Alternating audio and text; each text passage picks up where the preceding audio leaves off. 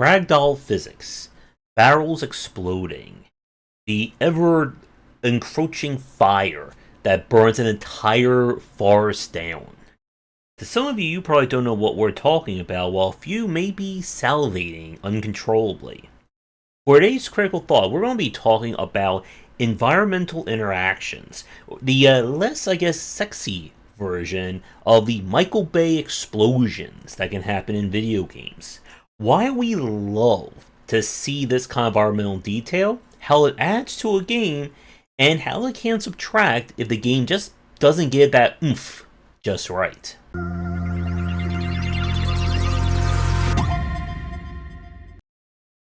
For as long as there's been action games and action game design, part of our kind of like lizard brain mentality has been a love of environmental interactions, going even as far back as the likes of Double Dragon, where you can pick up a barrel and throw it at someone, to more modern conventions of ragdoll physics and complete and utter environmental destructibility, the pixel level of destruction of something like Nota, and plenty more.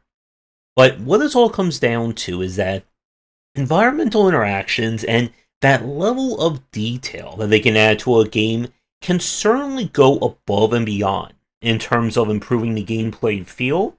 And it's one of those things where you may not necessarily notice if it's not there, but when it is there, it adds a lot more flavor and interest to a game.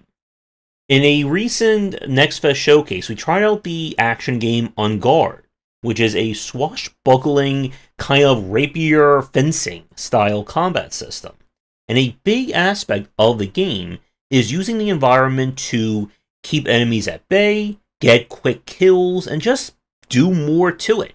This is a game where you can pick up a bucket, throw it at one enemy, kick a box of crates into another one, throw a chair or something at someone else, and knock them all around and mess with them.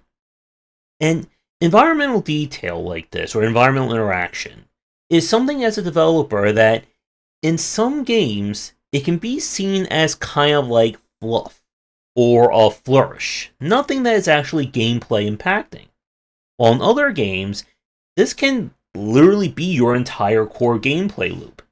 And one of the things that has kind of stood out the most over the past decade in this respect is the kind of games where environmental interaction is either forced or it's trying to be like almost like a faux environmental interaction.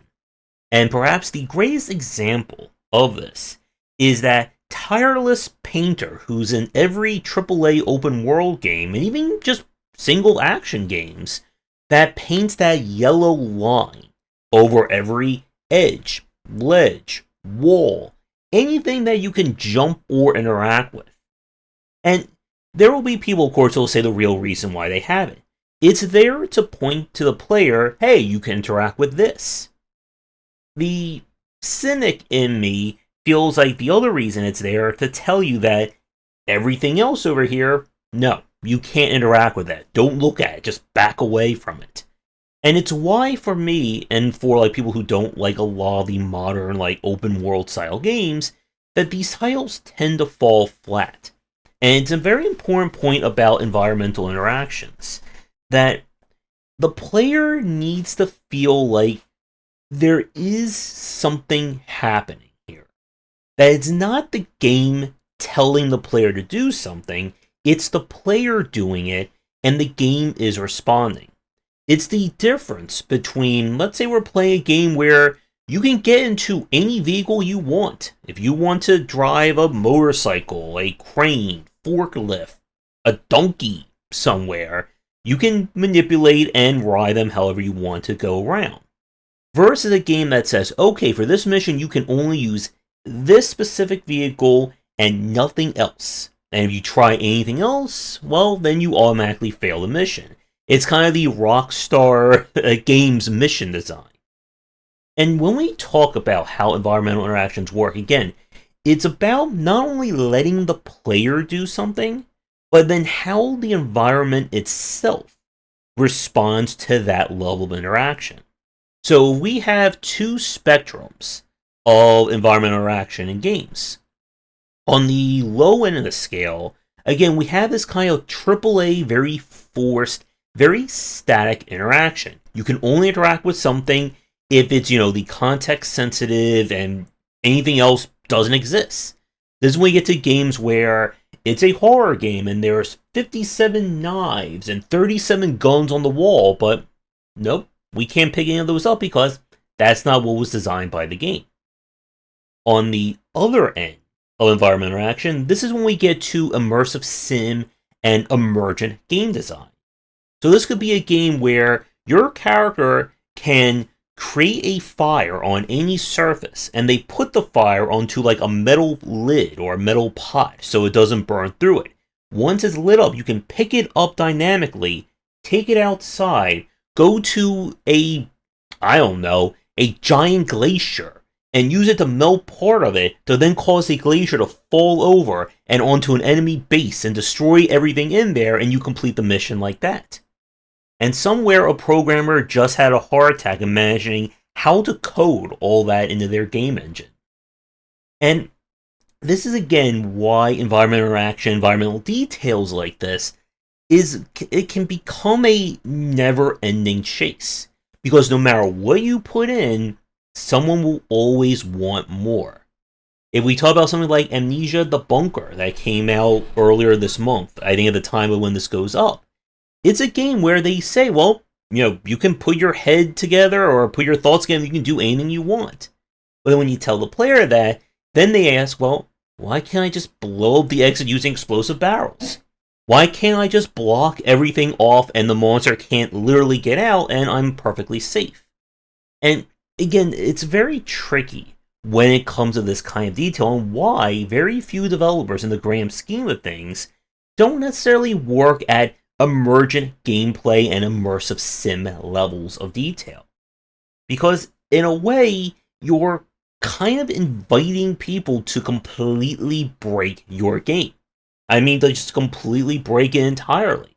And this goes far beyond like the likes of like physics manipulation that we see from stuff like in speedruns, where if I hop on the thing at the right angle, it shoots my character 80 miles up in the air, and then we just skip the entire level.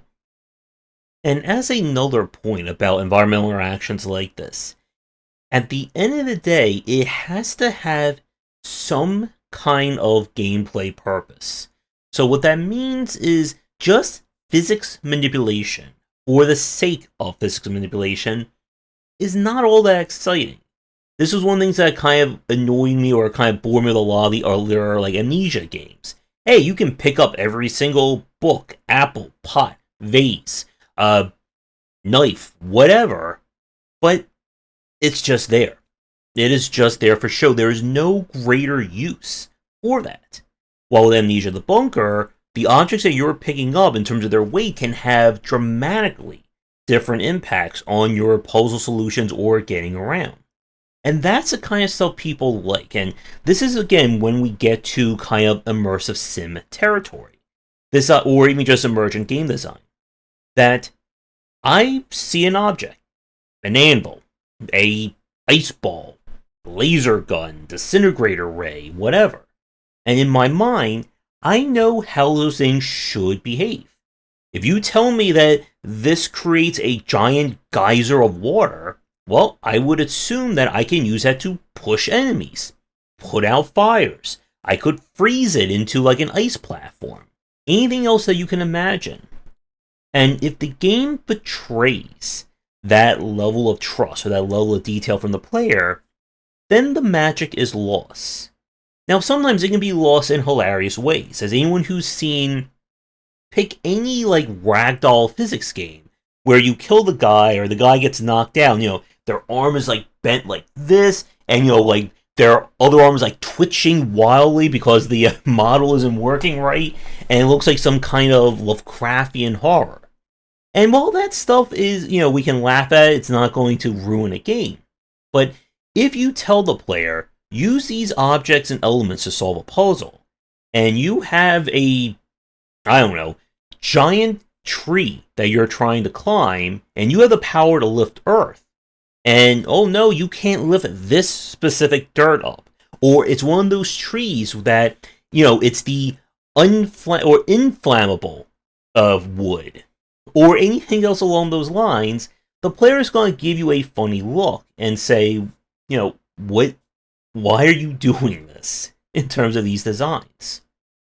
And as we've said, a lot of this stuff in terms of environmental interactions and detail, it oftentimes just starts at the smallest of the small aspects. Being able to juggle an enemy in a beat-em-up. This was something that we really didn't see from a lot of beat-em-ups in the 80s into the 90s and early 2000s. And then we have games like Fight and Rage, Streets of Rage, Shredder's Revenge, and so on, where, yes, you hit the enemy in the air, they still have a hitbox. You can time those hits, they'll keep being juggled and bouncing up and down and all that. And it feels good to do. Again, this is the kind of stuff that, on the low end of the scale, it's not going to be gameplay affecting, even though it should be. But all environmental interactions, they have to feel good to use. They have to make the player feel like, aha, I figured something out. When we played Shadow Warrior 3 last year with its kind of battle arenas, it's another really good example. Now in that game, all the environment interactions are fixed. If you want this fan to go off, you shoot the button. You step on the pressure pad, whatever. But when the player does X, and the game responds accordingly, it builds that level of excitement and becomes yet another part of the schema that the player is building up for how the game works. One of the, again, most famous examples is the ubiquitous red barrel. How many of you have played a first-person or any shooter or action game when you see a red barrel and you hit it or throw it at someone and it explodes and the enemy goes flying up into the air, or things get just completely obliterated around them? It's a lot of fun, and more importantly, becomes a very useful gameplay tactic. If I see a red barrel, the next group of enemies is going for a little air ride. But when you are establishing these rules, you have to make sure they become consistent.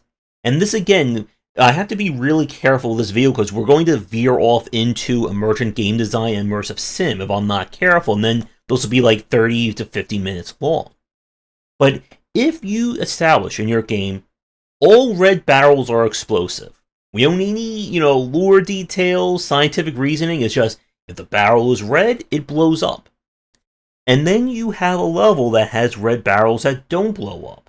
Or let's say you throw it at an enemy, and the enemy doesn't even respond when they get blown up by the explosion. These are the things that kind of break the illusion that the player is kind of given this sandbox of fun to play around with, and then you start limiting and restricting them. And when the player starts to lose that sense of interest, it begins to wear on the gameplay itself, especially if you are building the gameplay around environmental interactions. There have been many kind of action puzzles, or just like physics-focused puzzles, that let the player do all manner of things, but then they will restrict things, or how the player envisions what is going on in their head and how it's being laid out to them is not working as intended. It is the difference, in a good example, between an action-adventure game where you tell the player that they can climb on anything, but again, those climb points are only like, flashing icons on a mountain or a wall, versus something like Breath of the Wild or Tears of the Kingdom, where Link can climb on just about anything, if within, of course, obvious reasons. But again, those reasons make sense within the world. Link can't just start at the bottom of a mountain and climb up all the way to the top without stopping. But he has limitations built on the grit meter. He can climb almost perfectly horizontal, I think, in a few cases. And again, Tears of the Kingdom, with the level of interaction with the various physics and the items and stuff you can build, which at this point in time I haven't played the game, but I'm really tempted to pick it up, that's the kind of stuff people love. Again, one of the most popular things you can do in a game is say, here's all these crazy stuff and jetpacks and lasers and guns and robots and arms that can transform and boats that can turn into planes, that can turn into cars, that can turn into dinosaurs. And then you tell the player, do stuff with it. And we'll let you play around with that. If someone wants to fight a boss using a sword and bombs, okay. If someone wants to recreate Metal Gear and have that fight the boss, let them. Because the worst thing you can do when it comes to environmental interaction and this level of detail is to tell the player that everything works and then say, well, no, it doesn't. Because, like we've said, once that magic is lost, it is lost forever. And it's why, again, that games that can achieve this, the ones that really just go over the top in terms of emergent design, environmental interactions, immersive sim, they are the games that are oftentimes remembered the longest. It's why people still hold up examples like the original Thief games, why people love the Hitman trilogy. This idea that, again, I can play around with everything in this environment. And as a one final point about that, again, while having the player play around with that is great, if you want kind of master level example of this, then you need to build a reward system or something into the game to acknowledge that. This is one of the things that I loved about games like Mad World and Bulletstorm, where the developers fully expect you to do all manner of different shots and switching weapons and just utterly devastating the enemies in the game, and they're going to reward you for that. Who here played Bulletstorm and remembers, like, I'm going to shoot the guy, whip him back, kick him, shoot another gun, pull out my rocket launcher pistol, hit him, let him fly into like a barrel over there, explode, and get like a 6x combo off of that. And this is, again, the kind of stuff that people remember, and why they love this level of detail. They love that oomph that you can have in your games. So with that said, for those of you watching, what is your favorite examples of oomph in a game? And how many more times can I say that before it turns into ASMR? That's going to do it for today's video. Thank you so much for watching. Be sure to do the YouTubing stuff people tell you to do. If you're interested in more of my thoughts on design, check out my books wherever they are sold. Visit our Discord and Patreon, and come back for daily discussions on game design here, and on game wisdom, where you some of the art and science of games.